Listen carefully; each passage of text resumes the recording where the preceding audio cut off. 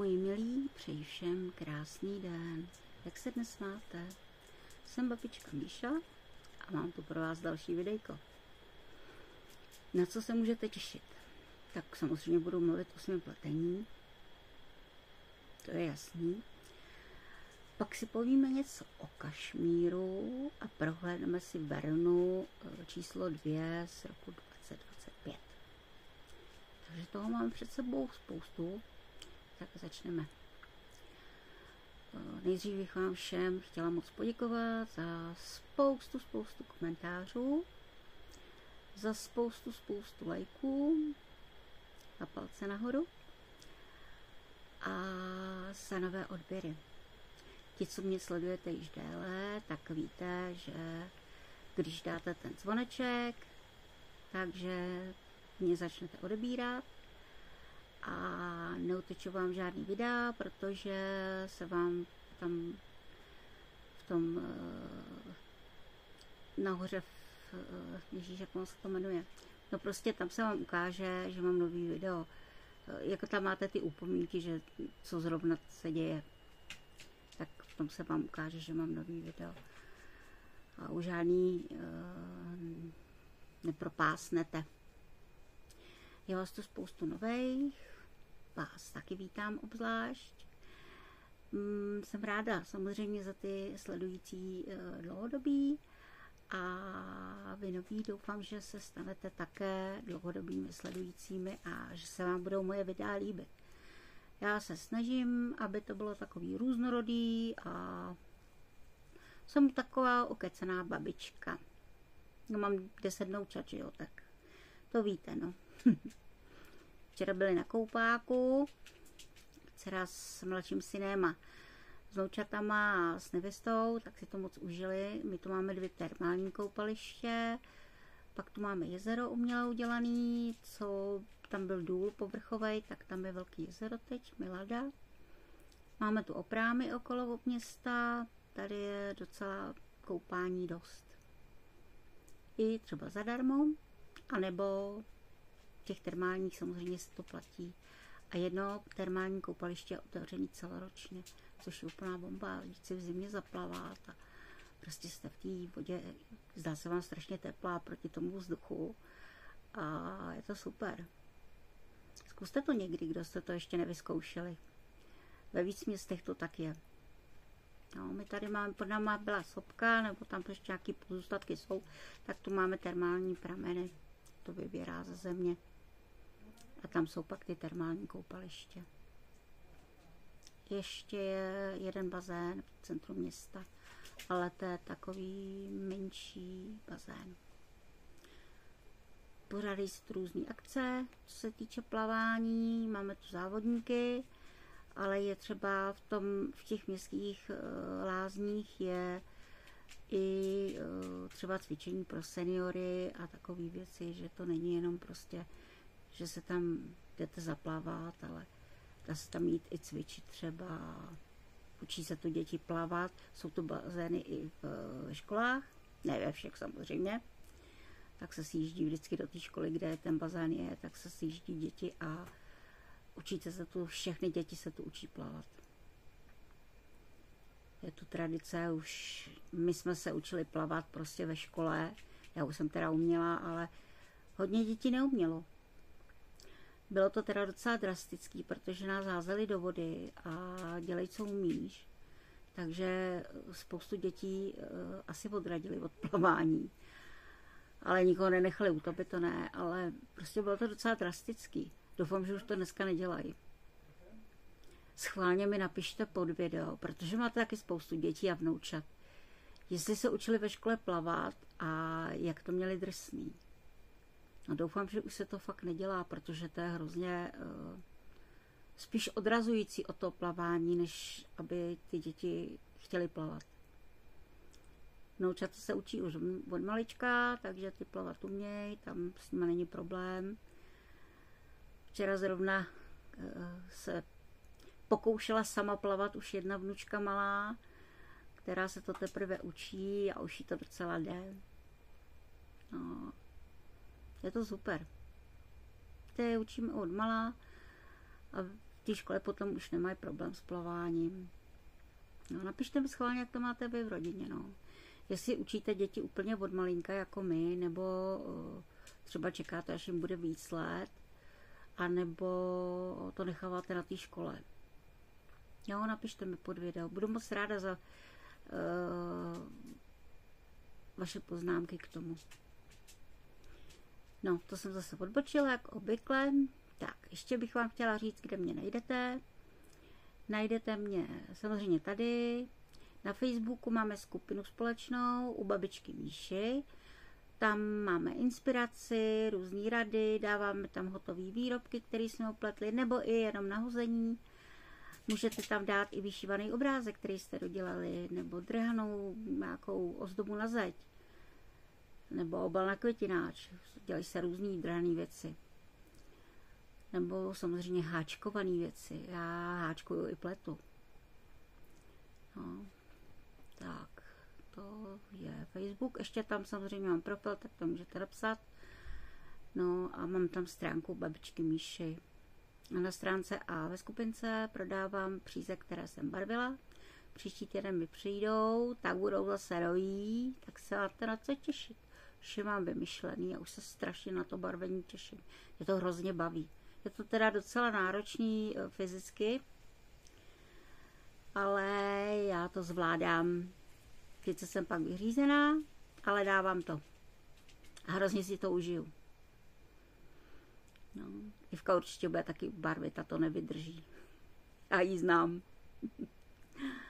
Je to pro nás hrozně taková droga. Úplně se vždycky na to těšíme. Hrozně nás to baví a naplňuje. A pak, když si ty předínka kupujete, tak to je takový pohlazení po duši. My je pro vás děláme s láskou. A aspoň já teda. A myslím si, že většina barvířek. A mám strašnou radost z toho, když se předínka prodávají, když se vám líbí.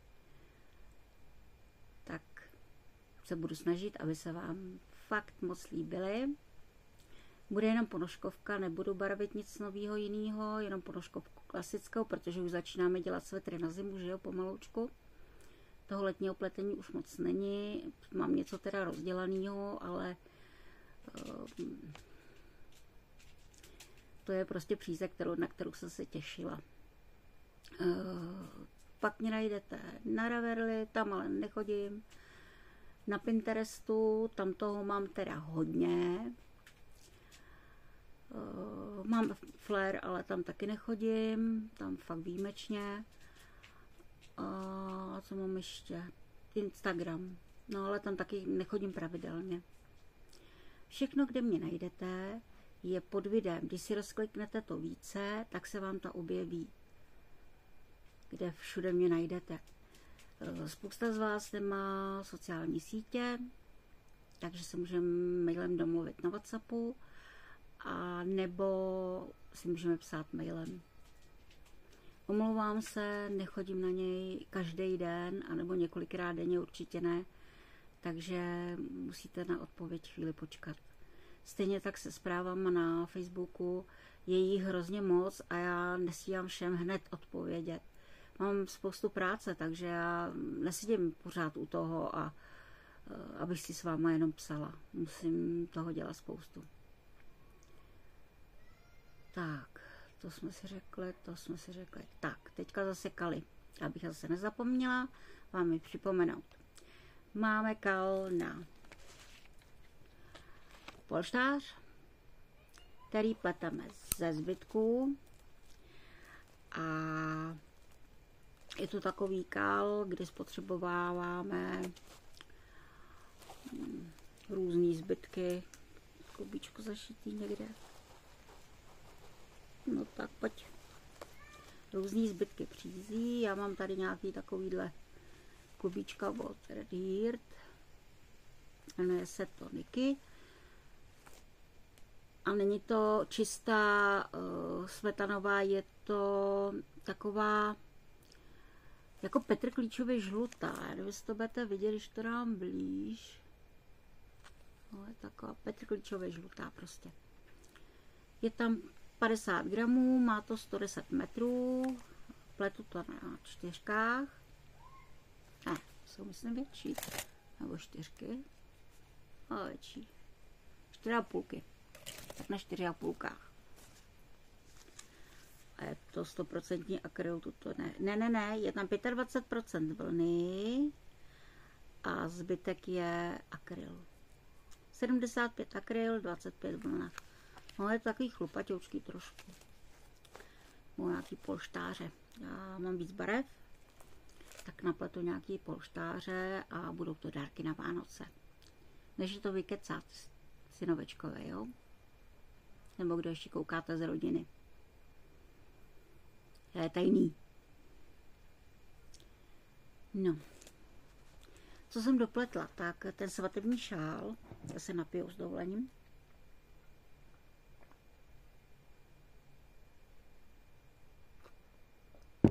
Teď uslyším zase hlasivky, aby mi vydrželi, abyste mě slyšeli. Otřu fousy. Mám bílou kávu. Mám v tom, já nevím, jak to nazvat, ono to není smetana vysloveně, prostě něco jako smetanu do kávy, jmenuje se to zajíc a mám pohankovou. Ta pohanka je tam trošku cítit a má to takovou oříškovou chuť a jinak mám meltu. Takže a vrnečku samozřejmě od syna, tom mým oblíbeným, který by chvíli vydrží. Aspoň celý povídání. Tak, co ještě? Jo, ten šál, já jsem to Fakt jsem hrozná. Sklerotická bába, no už jen přes 60, tak na to. Tak, o tom šálu. Nahazovala jsem na 108 ok. Já jsem si uklidila klubíčko. Já si pro něj šáhnu.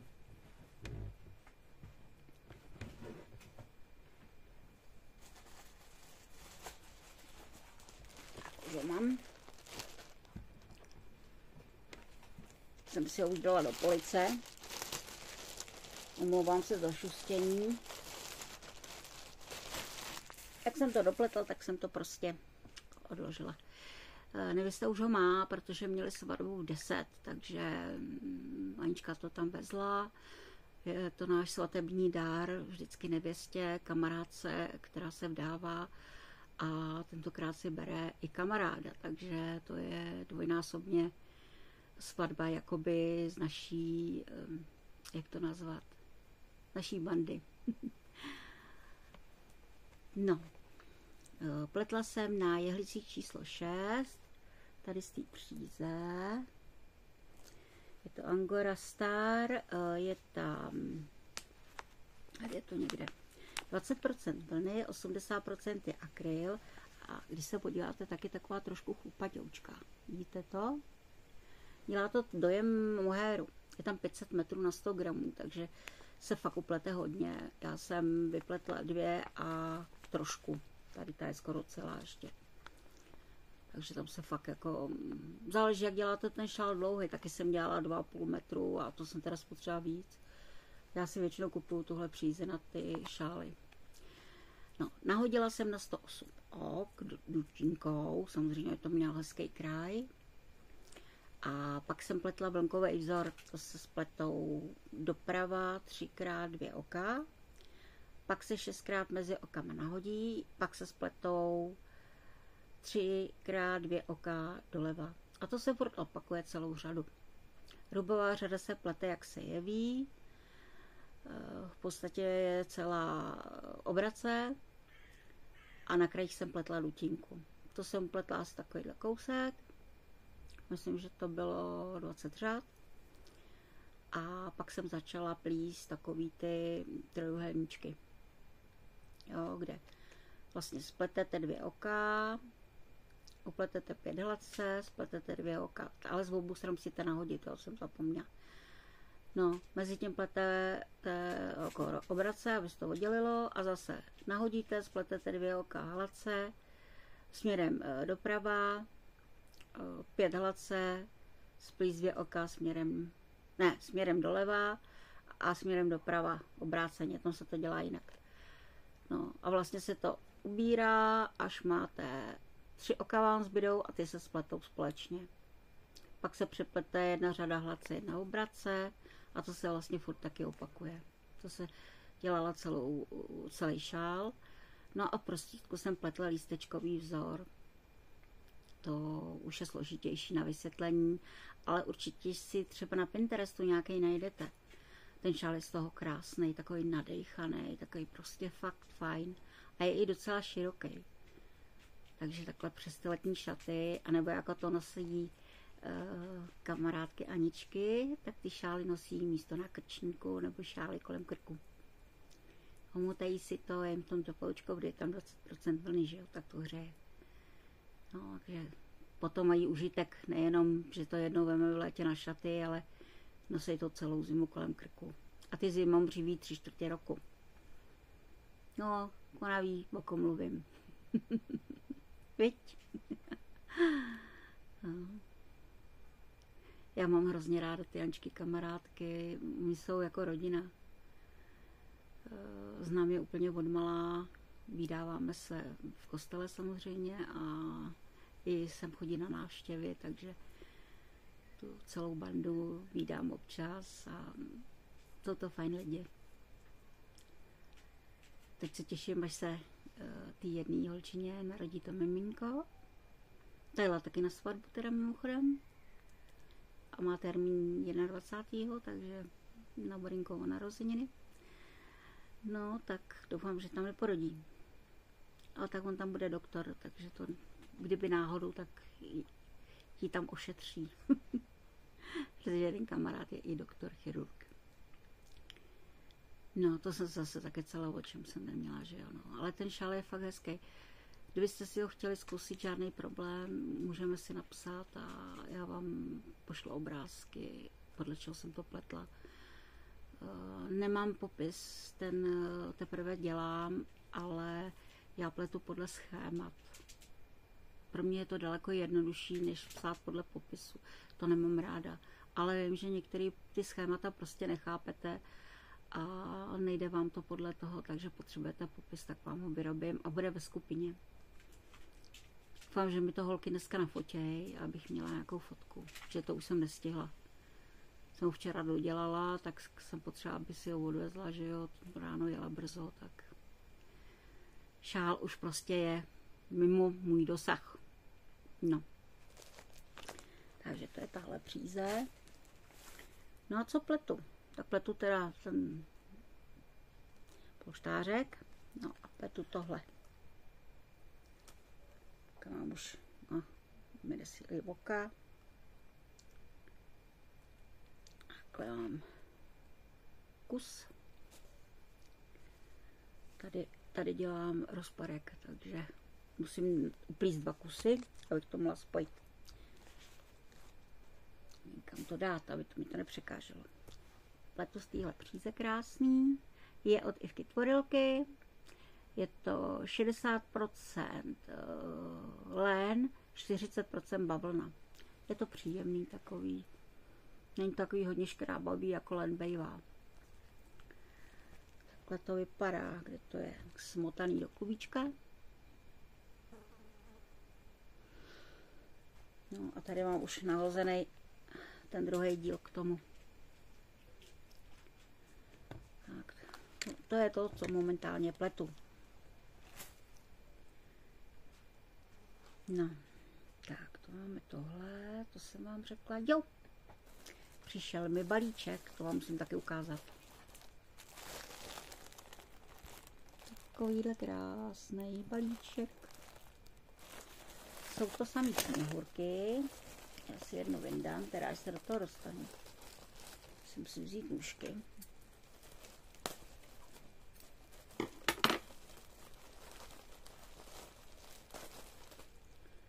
A sněhurka má 30 gramů, je 200 metrů a je to 100% bavlna. Vyrábí nitťárna Česká Třebová, kdo neznáte. No a ty barvičky jsou krásný. Z toho budu teda plíst i háčkovat. Takový drobnosti. Takže mám radost. Úplně ty barvičky tak zářejí. Hned bych se do toho dala, ale chci tohleto plíst. Jo, já jsem zapomněla. Vlastně do tohohle budu přidávat ještě tuhle přízi. To je 44% merino, 22,5% bavlna, 22,5% polyakryl a 11% hedvábí. Je to takový heboučký, ta nitka je tam vidět, jak vlastně je tam ta bavlna. Teď by to mělo být vidět. Jo, takový ty bílé proužky na tom, ta bavlna, ta se neobarvila samozřejmě. No, to barvila jsem si to sama. Tohle mám motivky, a tohle jsem si barvila sama. A myslím si, že se to k tomu hodí. Tou ivčinou budu dělat jenom hladkou nudu a tou barevnou chci udělat nějaký krajkový vzoreček, ale úplně jednoduchý. Ta příze je hodně zajímavá sama o sobě, ale aby to zvláštnilo to tričko, co pletu. Jo, já jsem vám neřekla, co to bude, no. Bude to nějaký tričko. Tak. No zatím začátek, tak uvidím, jak dlouho to bude trvat, že jo. Vidím podle času. Když budu příští týden barvit, tak to neupletu asi ani řádku.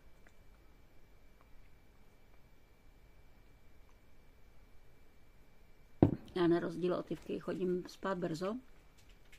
Mám ráda, že stávám brzo taky ráno. A to si většinou vyřídím takový ty papírové věci, co musím takový ty, no papírový, takovou úředničinu, jo. Odepsat, komu potřebuji ještě odepsat, maily a zprávy a tak. Vždycky připravím příspěvek, někdy ho dělám během dne, ale většinou ho dělám ráno. No a prostě si dělám takové věci, odpovím vám na komentáře, u toho si vždycky udělám kávu a to si fakt užívám, to je pro mě takový dárek od vás. Takže hodně komentářů mi napište, jo, já se na ně těším. Lítá mi tu moucha otravná. No. Co to tady je? Aha. Metr Mírka na jehlice. No. Až jsem zapomněla, co jsem chtěla říct. No a pak pletu třeba, nebo taky musím vařit, že jo, a uklízet a takovýhle věci, takže jako normální ženská. Nejsem výjimka. Mám pomocnici do domácnosti, ale ta je teď po operaci zad a je v lázních momentálně, takže ta už u nás nebyla nějakou dobu. A už se těším, až bude zase chodit, protože já to fakt sama nedávám, zdraví mi to nedovolí. I když se snažím prostě být na tom líp a líp, ale prostě 100% to není a asi už nikdy nebude. Ale snažím se, co to jde. A hodně jsem se zlepšila oproti loňsku. I jsem zhubla celkově zatím 23,5 kg. Teď to jde pomalu, to hubnutí. Zastavilo se mi to na měsíc a vlastně za ten měsíc jsem zhubla kilo. No. Někdy mám třeba za týden půl kila nebo za 2 týdny kilo a někdy za ten měsíc kilo. No ale jde to pomalu dolů a doufám, že do příští roku budu mít váhu, kterou bych si přála. Pořád držím jak se tomu říká, teď jsem to zapomněla. Vlastně jim až od 11 a jim přerušovaný půst a jim zhruba do těch 6, 7, já většinou třeba v 5 už večerím, v půl pátý, že chodím fakt brzo spát. No a zbytek času vlastně nejím a tělo má šanci si zpracovat, co jsem mu nacpala. Snažím se trošku jíst zdravěji, ale občas taky zřeším, že si koupím zmrzlinu nebo si uvařím pudink. To je tak k tomu. Napište mi, co máte rádi v létě, jaký jídlo. Jestli třeba ovocní knedlíky, nebo pečete koláče s ovocem. Já jsem vždycky dělala tvarhové s meruňkama, teď to už nedělám. A protože ty drahé meruňky by mi bylo líto dávat na koláč. A vždycky děti měly plný plech, anebo i 2. A měli pak třeba 2-3 dny dobrotu. Svačině a k odpolední svačině. Vždycky se to snědlo. Tak jsem měl 3 děti, že jo. Když přišel Michálek, tak 4. A ten taky měl rád. Ten má nejradši makovník. To jak peču makovník, tak vždycky musí půlku dát. Ten Michálek má rád makovník. Ho povýšili v práci. Dělá mi radost.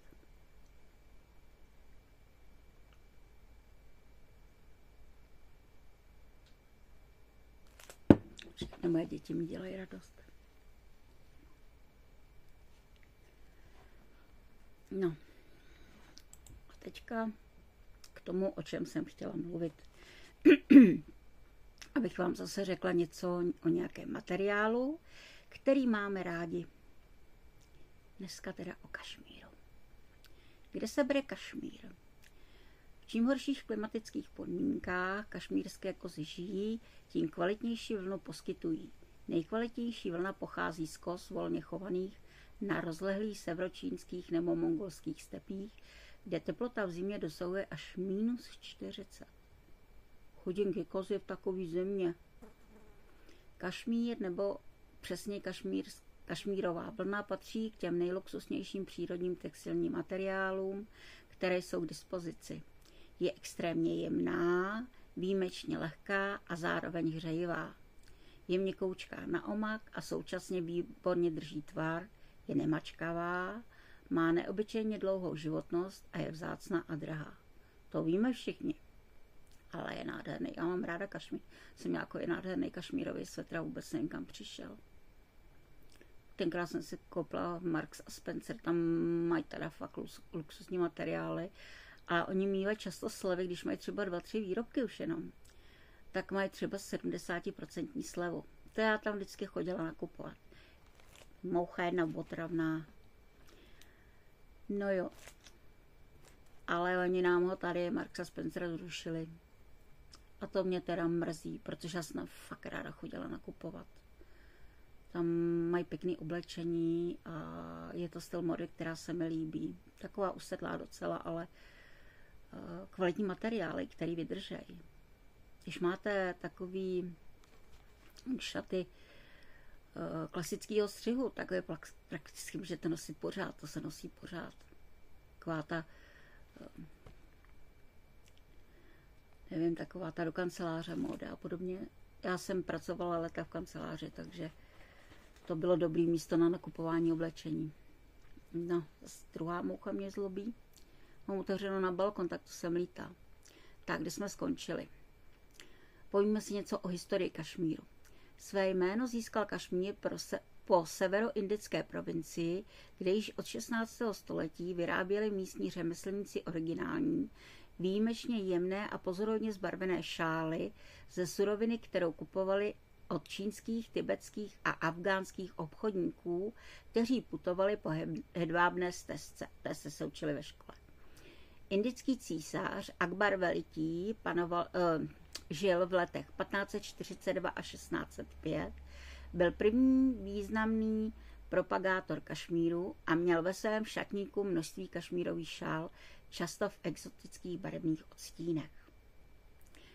Moderní historie Kašmíru v západní kultuře začíná okolo roku 1800, kdy se první kašmírové šály dostaly do Paříže, kde vzbudily okamžitě velkou pozornost a stály u zrodu plánů na vlastní výrobu kašmírového zboží ve Francii. První evropský komerčním zpracovatelem surového kašmíru byla francouzská společnost Valerie Audreset, která v roce 1836 začala spřádat surovinu dovezenou z Číny. Původní francouzské kašmírové šály měly na rozdíl od originálu z Kašmíru jiný vzor na rubu než na líci a po roce 1840 se významným producentem kašmírových šál stalo Skotsko, kde spřádali přízy vyrobenou ve Francii. V 70. letech 19. století navštívil Kašmír majitel přádelny z Bradfordu ve Skotsku Joseph Dawson a studoval postup výroby kašmírové příze. Po svém návratu proces dokonalil a zejména zmechanizoval a začal průmyslově vyrábět kašmírovou přízi ze suroviny, kterou si sám dovážel ze severní Číny. Je to docela dlouho, co se to i v Evropě dělá, že jo? Postupem času se jeho společnost stala největším světovým obchodníkem a zpracovatelem kašmíru, což platí až do dnešních dní. A paráda, se firma udržela, protože dělá něco kvalitního a udržitelného. Zároveň položil základy celého průmyslového odvětví ve Skotsku. Relativně malé skotské přádelny dodnes produkují tu nejkvalitnější kašmírovou přízi a kašmírové látky. To jsem třeba vůbec nevěděla. U zrodu současné popularity kašmírových úpletů stály ve 20. letech 20. století Jean Patou a Coco Chanel, kteří je jako první zahrnovali do svých kolekcí. Určitě víte, o koho se jedná, jsou to modní tvůrci, kteří používali teda kašmír ve svých kolekcích. O další posílení obliby kašmírových výrobků se po druhé světové válce postaraly i dvě firmy. Britská N. Peal a italská Loro Piana. A zejména hollywoodské filmové hvězdy jako Marilyn Monroe, Cary Grant, Elizabeth Taylor, Gary Cooper, Steve McQueen a další. Teď si povíme o zpracování něco. Základní surovinou pro výrobu kašmírové příze je srst, respektive pouze podsada kozy kašmírské. Srst kozy kašmírské se skládá ze svrchní vrstvy, takzvané pestíky, a podsady. To je jako u ovičky taky. Pestík je dlouhý, hrubý, hedvábně lesklý, rovný chlup, který má délku 5 až 12 cm a průměr 60 až 90 mikrometrů. A jeho primární funkcí je ochrana před deštěm nebo sněhem. Podsadu tvoří velmi jemné, husté chloupky s typickou délkou 4 až 10 cm a průměrem 14 až 20 mikrometrů a jejich úlohou je chránit zvíře před chladem. Kozí srst je každoročně na jaře ručně vyčesávána, tak žádný, že to holej, a následně přebrána tak, aby základní surovina obsahovala pouze podsadu. Paradox je, v čím horších klimatických podmínkách kašmírské kozy žijí, tím kvalitnější vlnu poskytují. Nejkvalitnější vlna pochází z koz volně chovaných na rozlehlých severočínských nebo mongolských stepích, kde teplota v zimě dosahuje až -40. Vzhledem k vysoké poptávce po kašmíru jsou opakovaně činěni pokusy chovat kozy kašmírské buď průmyslově ustájené, nebo v mírnějších klimatických podmínkách, ale výsledná surovina je vždy podřadné kvality. Barva surové vlny může být šedá, hnědá nebo bílá, s tím, že nejkvalitnější je barva bílá, která je ideální pro barvení v dalším procesu zpracování. Šedá a hnědá barva surové vlny neumožňuje, aby byla zbarvena do jasných a zářivých odstínů. To víte vy barvířky, když barvíte šedou nebo hnědou, že to je horší, že prostě nemáte takový výběr, jako u bílý můžete cokoliv. Ale s těma ostatníma to nejde jen tak jednoduše. Zpracování kašmíru je dlouhý a pracný proces, který obsahuje několik desítek postupných kroků, z nichž mnohé se provádějí ručně. Vlastní zpracování kašmíru začíná brzy na jaře, kdy místní chovatelé ručně vyčesávají kozy kašmírské a sbírají vyčesanou srst. Vyčesávání trvá 6 až 8 týdnů a z jedné kozy kašmírské se vyčeše 150 až 250 gramů surového kašmíru. To je fakt málo. Surový kašmír je pak ručně roztříděn podle barev a odstínů a zároveň jsou při této operaci odstraněny hrubé nečistoty. Následuje jemné proprání a následné pozvolné sušení, které má za účel odstranit prach a jemné nečistoty. Další operace patří k těm klíčovým, které určují výslednou kvalitu kašmíru. Rozstřídění surové vlny na vlastní jemnou podsadu, která se dále zpracovává, a hrubší pestíky. Separace provádí česáním surové vlny na speciálních strojích, které nepoškozují vlněná vlákna. Výsledkem této operace je vlněné chmíří, které je neskutečně jemné a nadýchané a jehož množství je až o polovinu menší než váha vstupního surového kašmíru. To prostě z toho je strašně málo. Následuje barvení vlněného chmýří do požadovaného barevného odstínu. Vlastní barvení vyžaduje i v dnešní době počítačových spektrálních analyzátorů obrovské zkušenosti barvířů tak, aby výsledná barva byla konzistentní a stejnoměrná. Požadovaného barevného odstínu se dosahuje přesným mícháním vlněného chmýří několika základních barev, které se provádí opakovaně tak, aby výsledné vlněné chmýří bylo zcela homogenní. Nabarvené vlněné chmýří je pak spřádáno do nekonečných vláken. Platí, že čím delší a tenčí jsou původní chloupky podsady, tím je výsledný kašmír kvalitnější. Vlákna jsou následně znovu spřádána do kašmírové příze, která může být 1 až 8krát tkaná. Tento parametr určuje, z kolika vláken je výsledná příze vytvořená. Jednou tkaná příze je nejjemnější a nejtenčí. A to taky víme. I spřádání ovlivňuje zásadním způsobem kvalitu výsledné kašmírové příze. Pokud jsou při spřádání jednotlivá vlákna více utažená, je výsledek sice zpočátku hrubší, ale výrazně kvalitnější a trvanlivější. Naproti tomu, pokud jsou vlákna povolená, je vyrobená příze sice výrazně jemnější na omák, ale více se opotřebovává, vytváří více žmolky a rychleji stárne. Současně platí, že utažená příze je výrazně dražší, protože se na její výrobu spotřebuje více surového kašmíru, a to až 2krát více na stejnou délku oproti povolené přízi.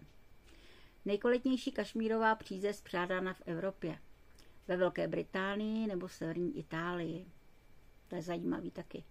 Na obou místech jsou specializované přádelny s dlouholetou tradicí a know-how, které zpracovávají tu nejkvalitnější surovinu pocházející z Mongolska nebo ze severní Číny.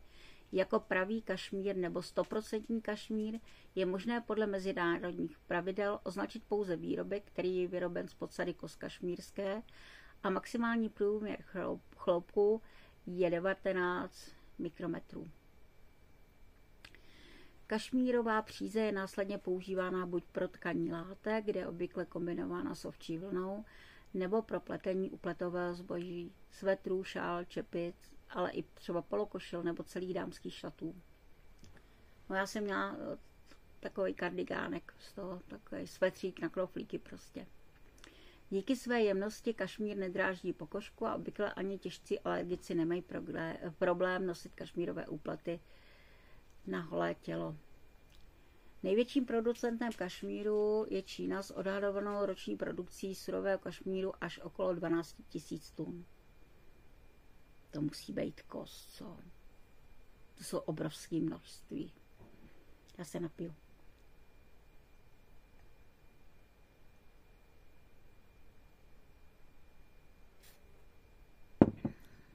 Mongolsko ročně vyprodukuje okolo 3000 tun surového kašmíru, následováno Indií, Pakistánem, Afghánistánem, Iránem a Tureckem. Kromě výše uvedených tradičních oblastí se posledních 2 desetiletí intenzivně rozvíjí chov kašmírských koz v Austrálii a na Novém Zélandu, ve Spojených státech nebo v severní Itálii. Nicméně kvalita kašmíru z těchto nových oblastí nedosahuje kvality oblastí tradiční. Kozy jsou v nových oblastech chovány v mírnějších klimatických podmínkách a jsou dobře živené a nemají tedy potřebu se chránit proti extrémním vlivům. No prostě to chování těch koz tam volně někde v horách, tak asi má svůj smysl. Celkem je na světě ročně k dispozici přibližně 17 000 tun surového kašmíru, což představuje po přebrání, očištění a zpředení okolo 6 000 tun pravého 100% kašmíru. Z jedné kozy kašmírské je možné ročně získat 150 až 250 gramů vlny, a tedy na výrobu jednoho svetru je zapotřebí vlna ze 3 koz. Tak to máme o tom kašmíru. Tak mi napište, kdo z vás má něco z kašmíru. Ivka se strašně divila, když jsem jí říkala, že je i příze na ponožkovka s kašmírem. Prodávají se i ponožky hotový už, výroben s kašmírem, protože je to oblíbený. Je to měkonký, hebonký a hřeje to. Já teda opravdu mám kašmír ráda bych si udělala nějaký hezký svetr s kašmírem, ale zatím je to prostě pro mě finančně nedostupný, protože je to strašně drahý. A nemám potřebu mít tak drahý svetr. Chtěla bych ho, mám to přání, ale zatím si na něj nekoupím přízy. A navíc já mám doma ty příze tolik, že bych potřebovala aspoň 8 ruce ještě, abych upletla to, co bych chtěla mít hotový. No tak jak se vám líbilo povídání o kašmíru? Příště nevím, co si na vás připravím. Samozřejmě jsem čerpala z netu. Já tam vždycky najdu víc těch článků a něco z toho vyberu, abyste měli takový ty hodně zajímavosti o materiálu, o kterém mluvím. No a budu v tom pokračovat. Ale příště bude zase něco jiného. No. A teď si podíváme na ten časopis. Je nabitej spoustou inspirace. Máte se na co těšit. Musím dát pryč hrneček. Kubíčko. Tak, vytáhnu si časopis. Že je to ta berena, jak jsem říkala, 2 z letošního roku. No.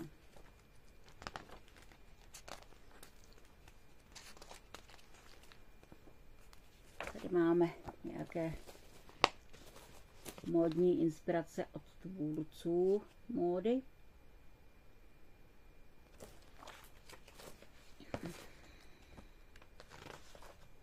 A máme to hned první 2 věci. Tady takovýhle tričko. A takovýhle svetřík. Takže to je vidět. A tohle je lepší. Tohle je lepší, takhle to lepší vidíte. Tak, něco si o tom povíme. Tak to tričko je ve velikosti 38 až 44. Je to z příze Lana Grossa. A ten svetřík je 38 až 48 a je to příze taky od Lana Grossy. Oboje se mi líbí. Toto máme takovýhle svetr.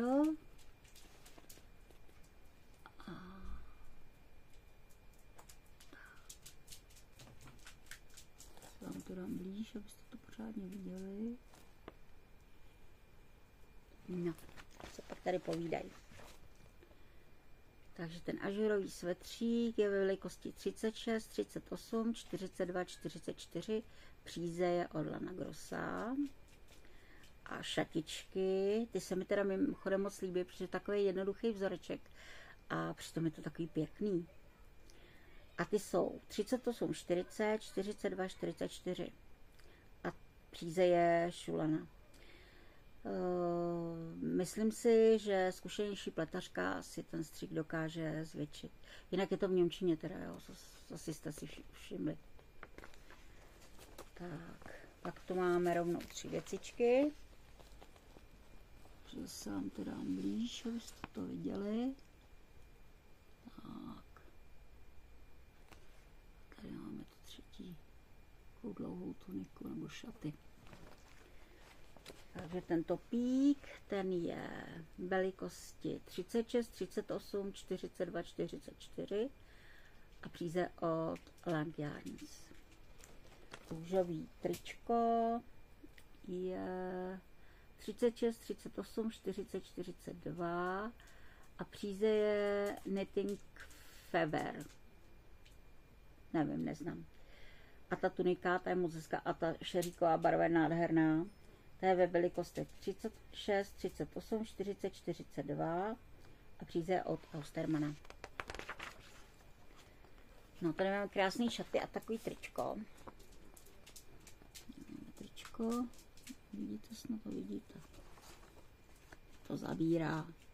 No a tady mám šatičky. Co pak nám to povídají.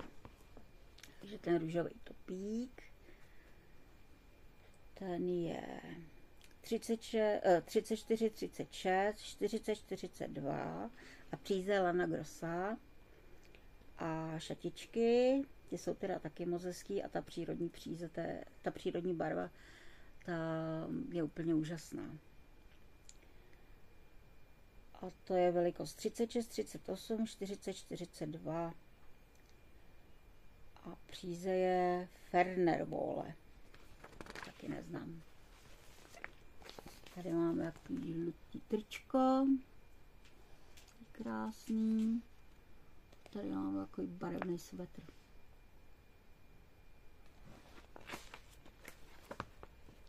A co pak tady píšou k tričku?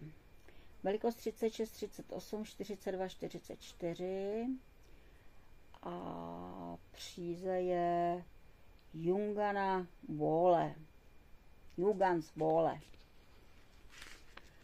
Tady máme co? Tady je velikost 36, 38, 40, 42, 44, 46, takže je větší velikosti. Tam smysl ten kardigánek líbí teda fakt. A ten je příze od Lana Grossy. Další, co se mi tady líbí, to vlnkový tričko, to je teda úplně boží. Tady máme taky zase takový tílečko. Takže to vlnkový tričíčko, nádherně barevný, je jen velikosti 38-40, což je ta fakt škoda. Jo, až ty 46-48, jsem to málem přehlídla. A příze je Fernerwolle.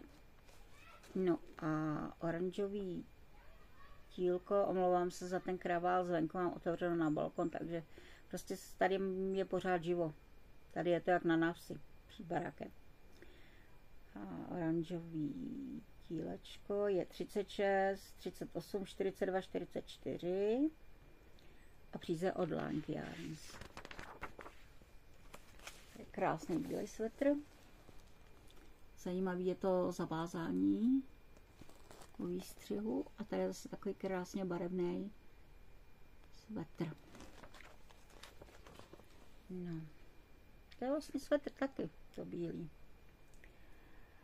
A velikosti máme 36, 38, 42, 44, 48, 50. No bomba, už se to zvětšuje.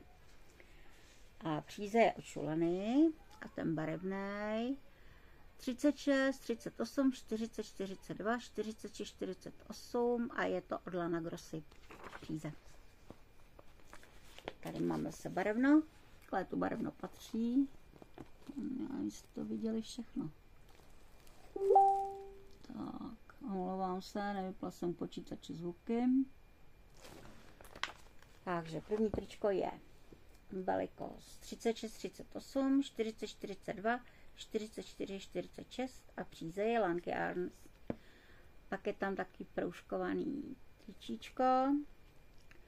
To je velikost 36, 38, 40, 42, 44, 46 a je to příze od Lana Grossy. A ten prouhovaný svetr, já se fakt moc omlouvám,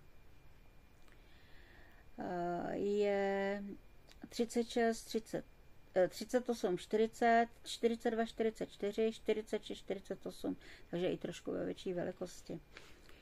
A příze je od Lanky Yarns. Máme takový sportovní šaty, jsou moc hezký, s teniskama, když to vezmete do města, to je super. Tady máme tričko s kraťáskama. Takže ty sportovní šatičky. Velikost 38, 40, 42, 44, 46, 48. Příze je Lana Grossa. A to polotričko 36, 38, 40, 42, 44, 46 a příze je Fernerwolle. Tak, tu máme kardigánek a polotričko. Tam se blíž, ať si to můžete prohlídnout. Já vám to asi dávám krátkou dobu, že jo. Tak si toho stopněte. Omlouvám se, polepším se.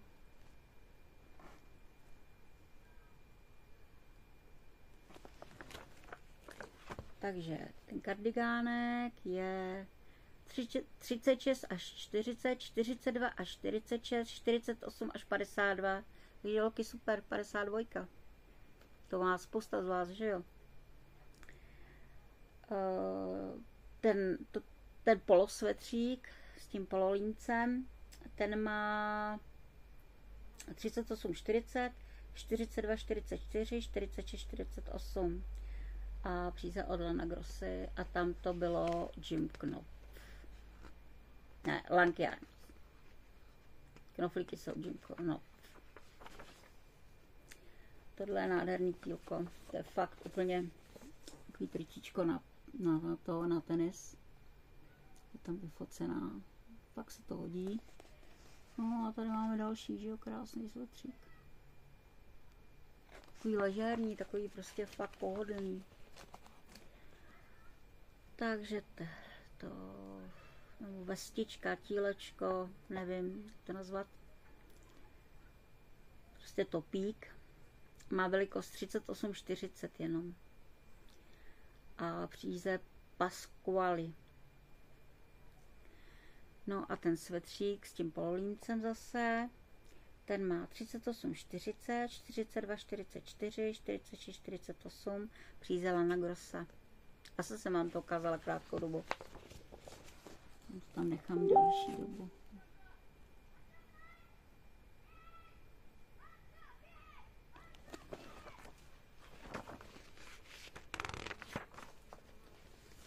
No, to je taky krásný dva kousky. Jste to viděli blíž. Ten spodní. Tam se mi hrozně líbí výstřih. Tady takový šaty.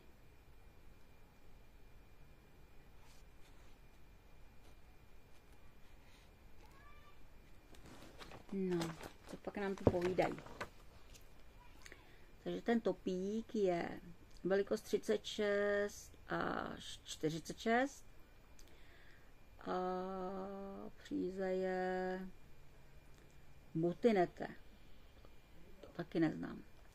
Ty šaty, ty jsou 36 až 46, tam to jde po sobě. A jsou od Record Design ten materiál. Tady je předplatný. Přeskočíme návody. Ještě kousek, ještě kousek. Tak. Máme další tričíčko. Krásný červený. Červenou mám ráda, tu ráda nosím. No a co pak nám to tady píšou? Tady to musím přečíst, protože vás zajímají i ty velikosti, když si budete pořizovat ten časopis. Jinak časopis jsem koupila u CZ Press. Když si ho budete chtít koupit, myslím, že ho tam ještě budou mít, i když nevím, oni se rychle vyprodávají ty vereny. A některý ten návod vás zaujme, tak myslím si, že to vlastně těch návodů tam tolik a za tu cenu se to fakt vyplatí, jo. No a tady je velikost 38-40, pak až 44-46, 50-52 a příze od Lankyards. To moc hezký tričko. Máme další červenou, jedeme v červený. Nejdříve tohle. Tak, se pořádně pokucháte. Tak máme tady ten dole. Ten je hodně zajímavý. No a tady ten, nevím, jak ho přiblížit, abyste to pořádně viděli. No, a povíme si k tomu něco. Takže ten ažurový je velikost 38, 40, 42, 44 a 46, 48. Příze je Lana Grossa. Vedle je taky takový ažurový, takový s dírkama, no prostě top. A má velikost 38 až 48. A je to příze od Record Design. No a ten pulovřík, to je 34, 36, pak až 40, 42 a 46, 48. A příze je Lotus Yarns. Máme další červenou. Svitr krásný. Tady máme šatičky.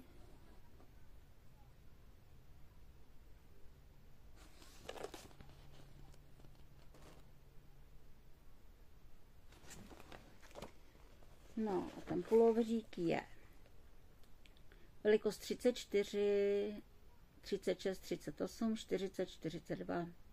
Příze od Lana Grossy. A ty šatičky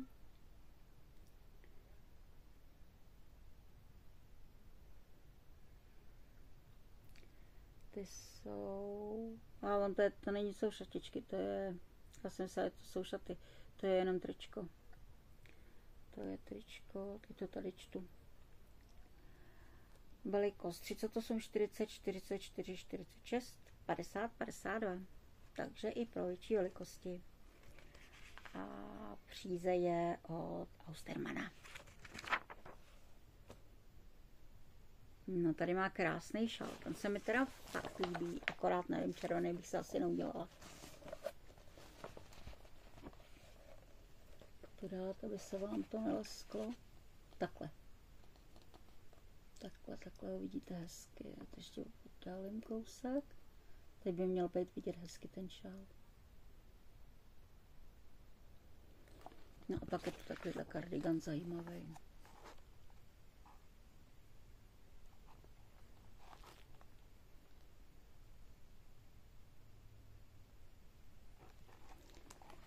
No a ten šál, ten je 45 x 171 cm. To je takový minimální, co se dělá. Úplně nejméně asi 1,5 metru, ale dělala jsem vždycky větší. A příze od Lana Mania. To taky neznám. No a ten kardigánek, ten je velikost 38, 40, 46, 48. A příze od Lana Grossy. Nejvíc je tam příze Lana Grossa.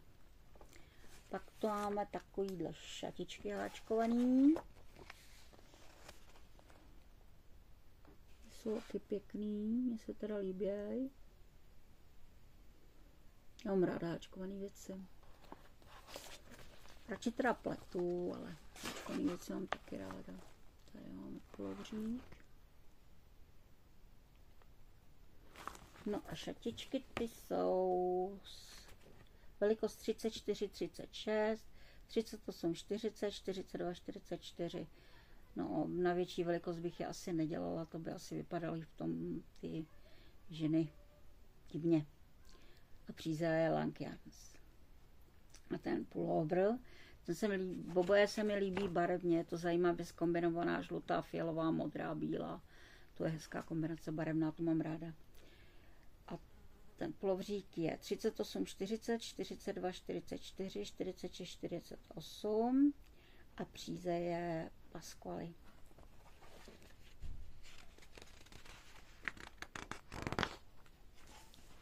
Zase máme takovou kombinaci. Tady máme takový topík s žírovým vzorem.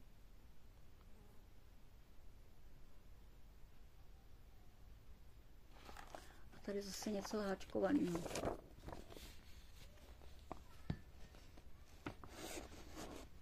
To bylo vidět. To nalesklo.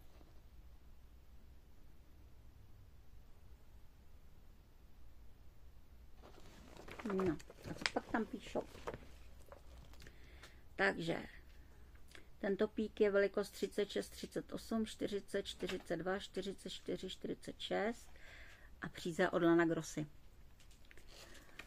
Pak to háčkovaný bolerko je 34, 36, 38, 40, 42, 44 a příze Lana Grossa. No a to poslední z těch čtverců s čásničkama To je velikost 36, 38, 40, 42, 44, 46. A přízel Lankians. Pokračujeme v barevnosti. Tady máme zajímavý detail na zádech.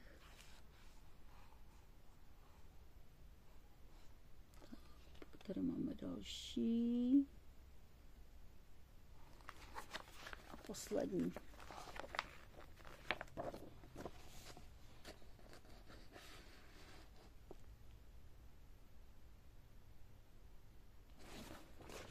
No. Takže to první, ten topík s tím vázáním na zádech, je velikost 36, 38, 46, 48. Přízel od Lankians. Ten kardigán, ten je velikost 36, 38 až 46 je velikost a přízel Lankians. A ty šatičky nebo dlouhá tunika, to je velikost 36 až 46. Příze je od Lankians. Ta barevnost je pěkná, no, tu mám ráda, tady tu barevnost. Tak máme takovýhle krásný kardigan, takový ležérní, takový fakt přes letní šaty, nebo i k džínám. Moc hezký. A krásný ležérní svetr. Moc hezký. A ta barva je úžasná. Tak ten kardigan je 38, 42, 44, 48, takže moc výběr velikosti není. A příze je Lankians. A ten pullover, ten je velikost 36, 38 až 46 a příze na Grossa.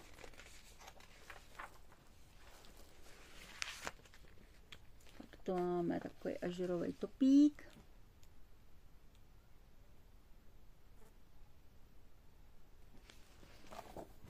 No a další.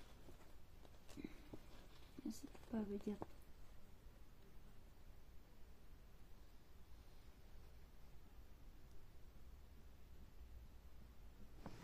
Tak. Tento pík s tím, jak se to dává přes hlavu, tak to není pomalu vidět. No.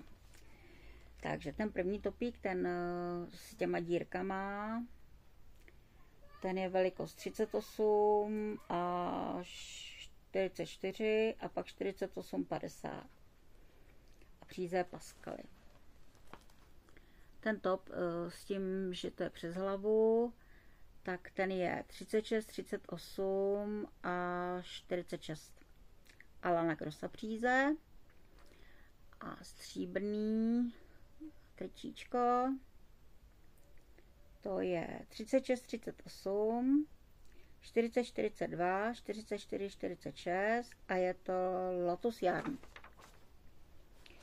Tohle je taky moc hezký. Vidíte ty vázačky, taky vypadá moc hezky. To se pak hodí třeba i přes košili, nejenom v létě. No a to není vidět pořádně. Tady je reklama. Tady je to.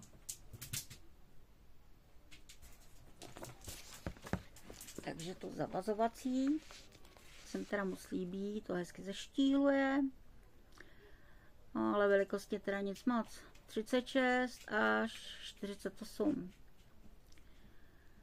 A příze Lankians. To si myslím, že se klidně můžou oblíknout i silnější ženský, protože to vlastně ten rozparek zeštíluje. Ty šatičky, ty jsou nebo tunika dlouhá, ty jsou velikost 38 až 48 a příze Lankians. Tu máme takovouhle vestičku.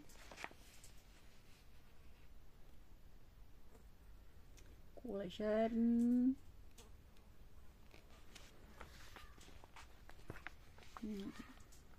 Topík a kardigánek na knoflíky.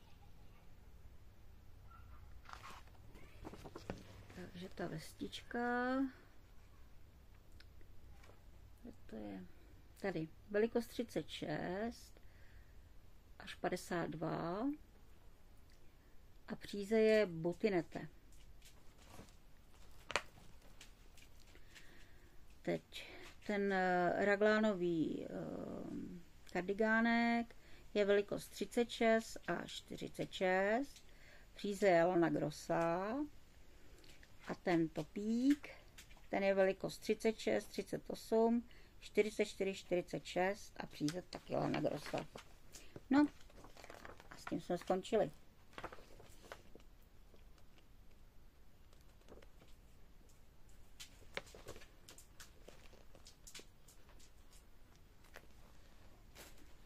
Tak jak se vám to líbilo? Užili jste si to? Já jo.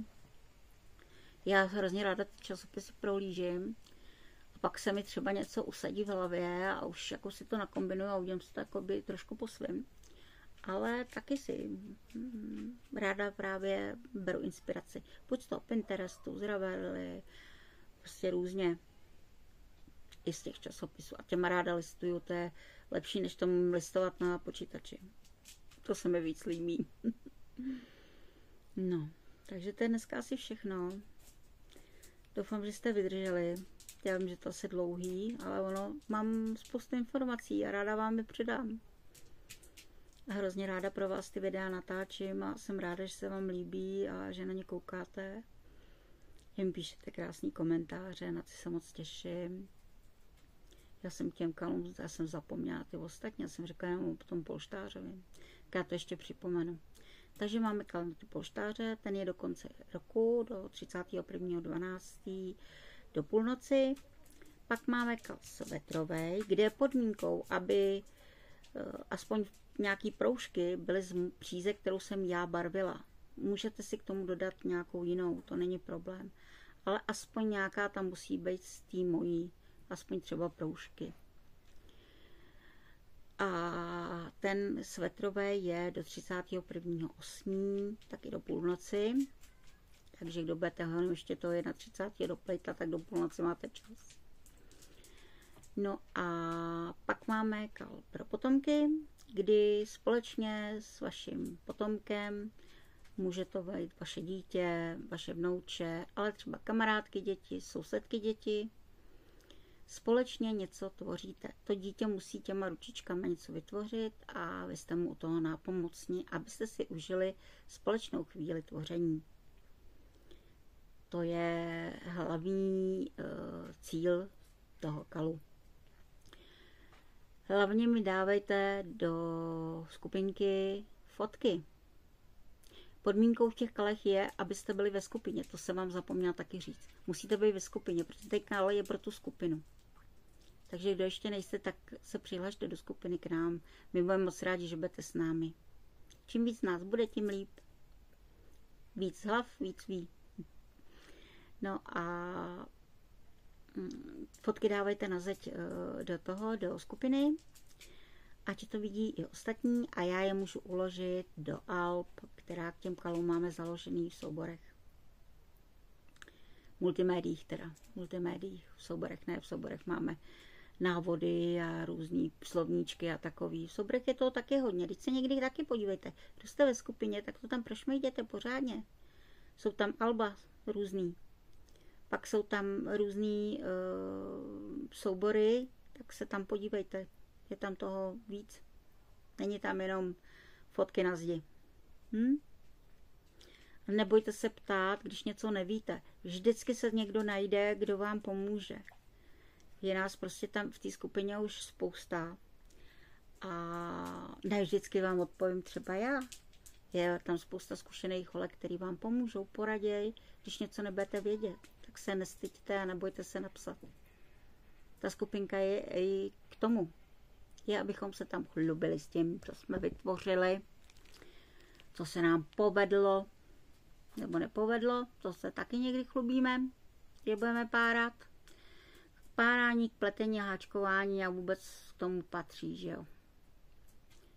Kdo nepárá, tak jako by nebyl. Prostě to k tomu patří, je to pravda. Ani za to se nestyďte, že to musíte vypárat. Já kolikrát po já nevím kolika řadách najdu, že jsem tam udělala chybu, no a tak to prostě vypářu. Protože já tam tu chybu nesnesu. No. Když Ivka Tvorilka, ta párá je celý záda. Když ona je má jako vzoreček, ne, to je pak těžký. Já teda v podstatě dělám vzorečky. Pořád připomínám, dělejte si vzorečky. Dělejte si vzorečky, dělejte si vzorečky. Takže jsem vám připomenula Kali. Moc se těším na vaše komentáře. Moc ráda je čtu a strašně mě to těší. Je to takový dáreček od vás pro mě za to, že jsem vám natočila video. Že jste měli učit plíst třeba, nebo háčkovat. A moc se těším na další, kteří mě budou sledovat. Stačí kliknout na ten zvoneček, dáte mi odběr a už vám neutočí žádný mé video. No a samozřejmě, komu se video líbilo, tak nezapomeňte dát like, ten palec nahoru, protože to video taky pomáhá, aby ho vidělo víc lidí. A mě to udělá radost. Tak se opatrujte, užívejte si ještě léto, dokud je. Teď aspoň pár dní zase je. Tak se užijte, ještě jsou prázdniny, tak i děti se ho užijou. No a mně se to moc hezky, ale nezapomeňte hlavně na pitný režim. Když takovýhle vedro, takový meloun, to je úplně super pitný režim. Že jo? Taky máte rádi. Napište mi, jestli máte rádi melouny. Já teda je miluju. Dneska mi 2 přivezou. Moc se ani těším, hned si dám. Zase se loučím půl hodiny. Tak se opatrujte a papa příště.